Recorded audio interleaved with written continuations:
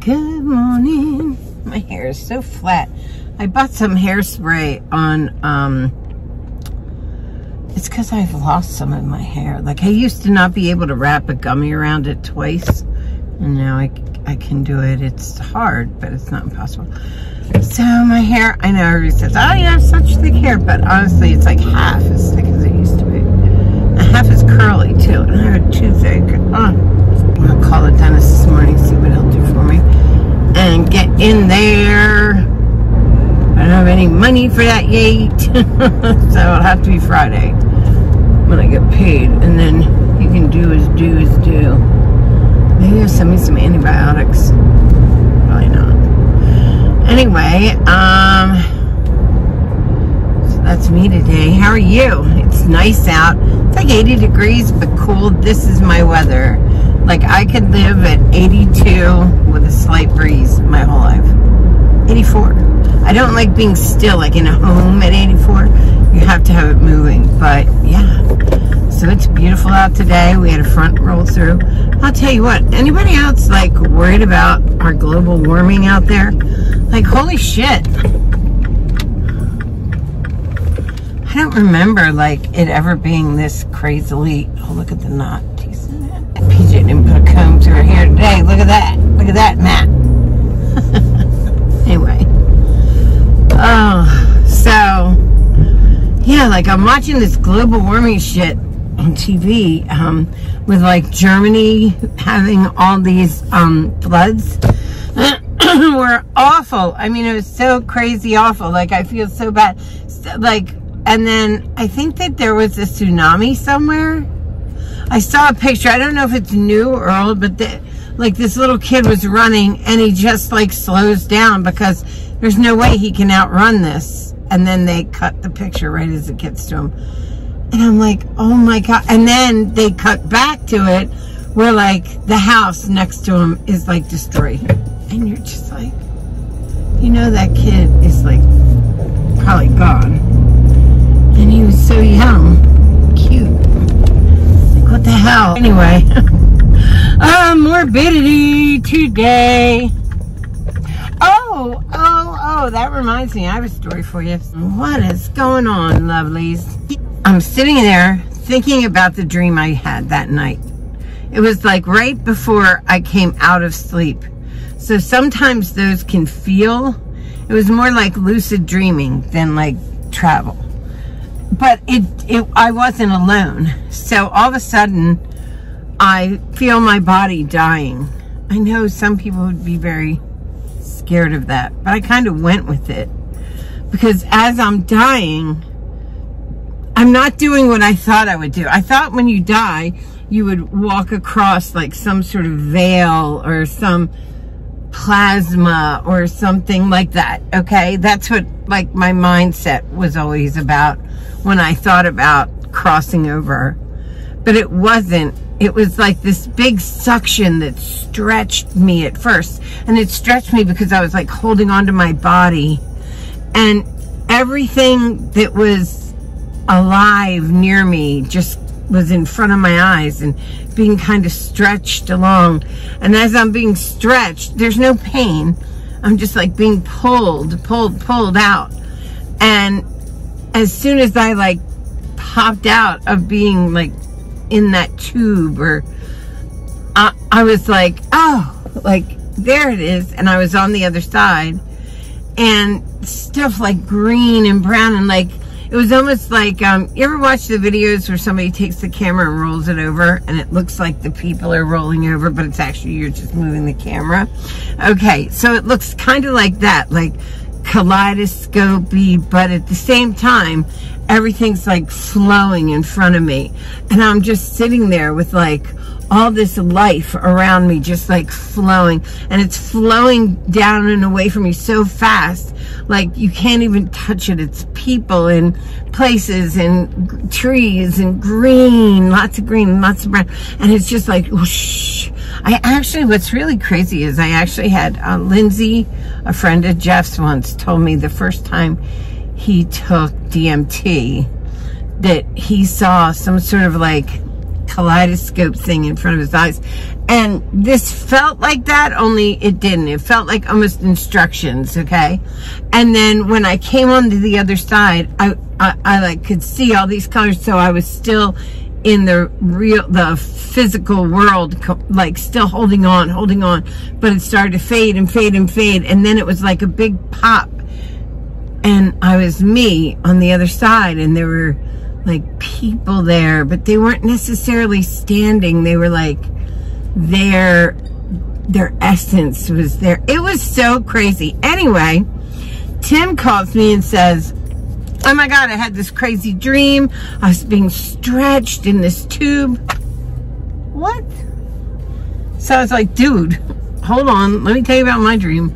So I only had that happen twice. I've had it happen with this time, and then I had it happen with my oldest son, that we had dreams the same night that were pretty crazy. And I truly believe that it's almost like, here's what's going to happen, don't be afraid. And I really wasn't, but I'm a little different than, I'm not saying like, I don't want to die, okay? But I also, you know, don't believe in any way, shape, or form that there's like a death, like we just stop and don't we just stop and don't exist anymore. Death is just turning you over into what you are, the thing that's in this meat suit. That's what you are. You can take the form of the meat suit so you recognize people and stuff, but the truth is there's so many places to go. There's so many people, and not just people, like mass amounts of like creatures alive at once, no longer alive. It's just unbelievable, overwhelming. I don't know what it all means. I don't pretend to, but I do know that it's friggin' crazy. So like to think that you just don't exist is just not real. And when people talk about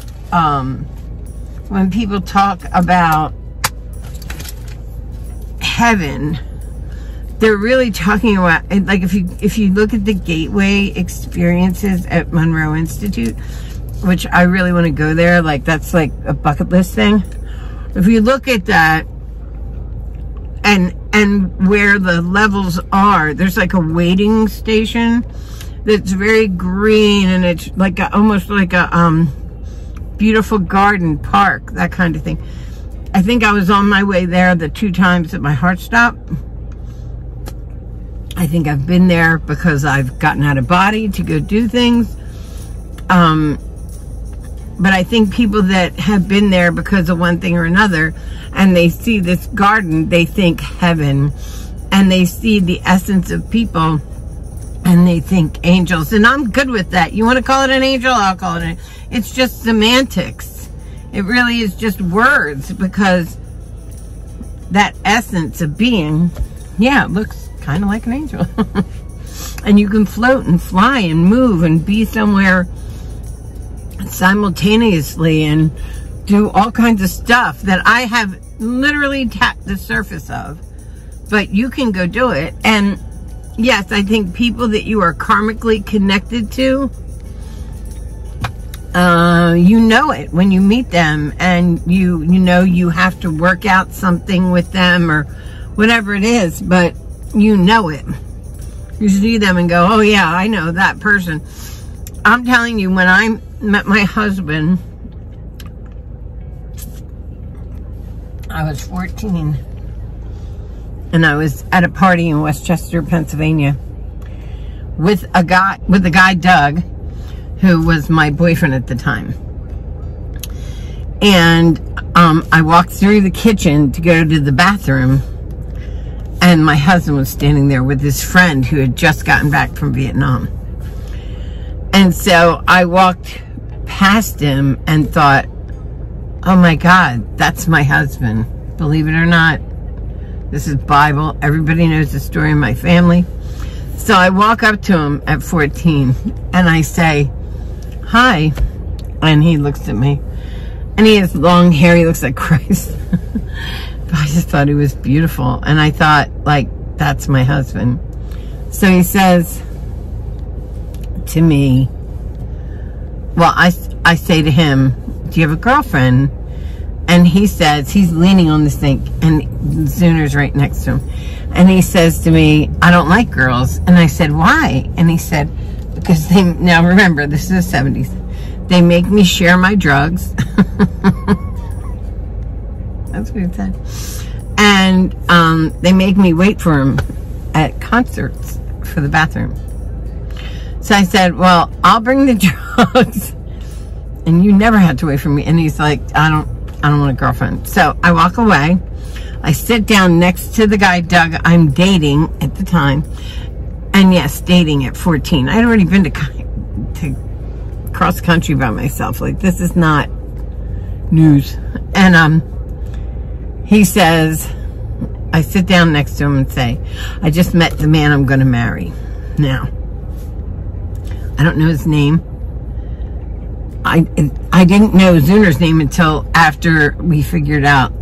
Anyway, okay, I go back to California with my gay friend Barry and another guy, Steven, and we lived there for like a year doing crazy jobs. At this point, I'm 16. And I leave California, come back home after a while, and I'm back in Pennsylvania. I actually was, I was living with my mother, which I hadn't done in a long time. But I was living with my mom, and working at a Pepperidge Farm, at a meat market and a Pepperidge Farm, like thrift store. So I go to a party at Nikki's house, my friend Nikki, and I'm driving now and whatnot. I go to a party at Nikki's house, and he falls and cracks his head, and we try to wake him up, and he won't wake up, and he's kind of blue. So we're like, yeah, we better take him over to the hospital. So I drive him over to the hospital. When they get there, they say, you know, his heart had stopped from alcohol poisoning. Because I didn't drink like that, but we all partied really hard back in the day. That's what you did. So anyway, so I was like, oh my God. So they kept him, and they put him in the only room where there was another long-haired kind of hippie dude, because I guess they didn't want to like put him in with an old person, because he was kind of radical looking, you know. So anyway, they put him in with the only other young person, this guy Jim, who had juvenile diabetes. He was really sick, and he was in a bed with tubes and all, and Nikki was in a bed with tubes and all. And we walked in to see Nikki, and so we were like messing around with him. He was laughing, you know. I knew he was going to be fine and get out soon. And then Jim, the guy next, was like joining in, because we're all young people about the same age, or I'm actually way younger than them, but it didn't matter, you know what I mean. So in walks a whole troop to see Jim, and Wolf, my husband's in there. And I look and went, oh my God, it's my husband. Right? So I had already told Nikki the story. So I said, Nikki, that's my husband. And he's like, well, go talk to him. Nikki was like a really good friend of mine. So I walk over to him. I'm like, do you remember me? And he's like, no. And I'm like, I was at this party in Westchester, and you wouldn't talk to me, and you didn't have a girlfriend, but you didn't want a girlfriend. He's like, I still don't. I said, okay. So I walked away from him, but his friend Ernie starts coming up to me and let me have your number and all this. So I give him my number. This is like one of his best friends. So I give him my number, and I date him. But the whole time I date him, I tell him that I'm in love with Wolf. And he's like, you don't even know Wolf. And I'm like, doesn't matter. I know everything I need to know about him. I'm in love with him. He's going to be my husband one day. So whenever he would pick me up and say, like, where do you want to go? I would say, where's Wolf? And he just put up with me. I don't know why. Because, I was dating him, but he knew where my heart lied. So one day,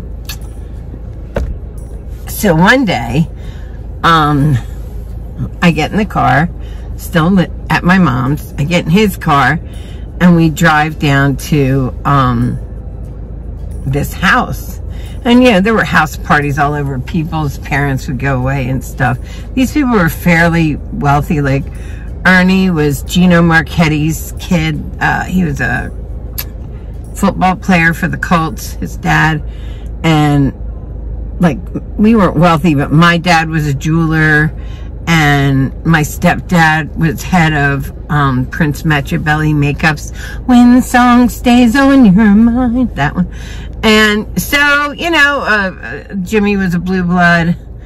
They had like a friggin' mansion with like shit you see in a castle. Crazy. And so we were like the mainline kids that wanted to look broke. So we would like rough up our pants, or like, you know, we were like, we didn't eat. We acted like we owned the world, but really we were just a bunch of rich kids acting like assholes.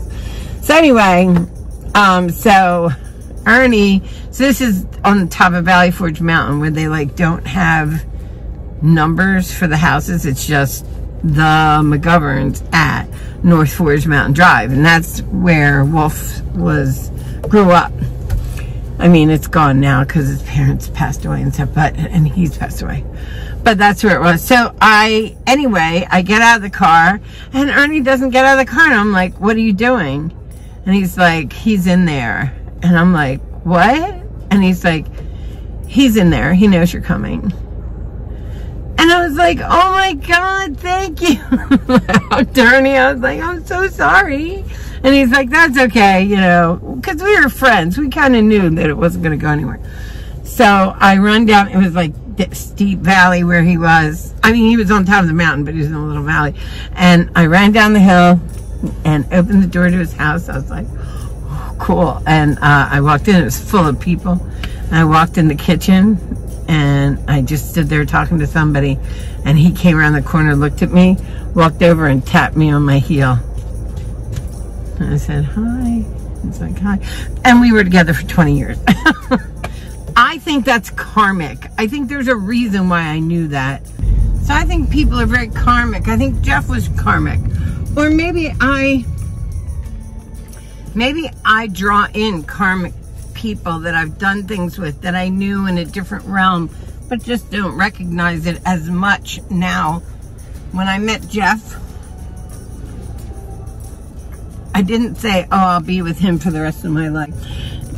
And so I think you walk through these people's lives and whatnot, and they are like already there or something. How did I know at 14 I would marry Wolf?